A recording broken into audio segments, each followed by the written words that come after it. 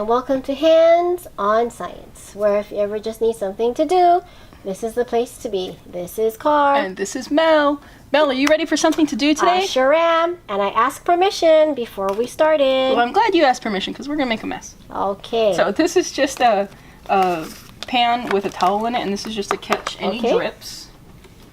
And I have bag of water. A bag of water.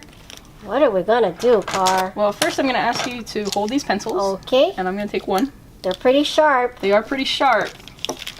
Uh-oh. What do you think's gonna happen? You're gonna bust this. I'm gonna bust this Ziploc? Yes, you are, and the water's gonna go all over.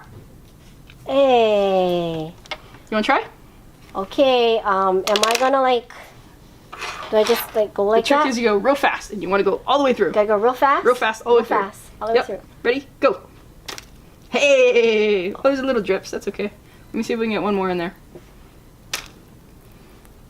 Whoa, a few drips, but no catastrophic failure. No.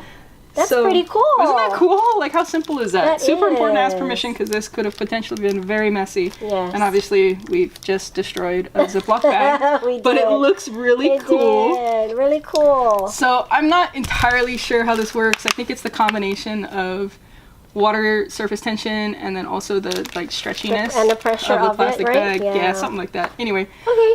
Cool though, right? If you guys like this activity, please make sure to give it a thumbs up. We'd also like to hear your comments, and if you have an idea of an activity you want to see here at Hands on Science, please let us know, and who knows, maybe we'll do your activity right here on our next episode. You can find this and so much more at midnightscienceclub.com. We'll see you next time, guys. Bye.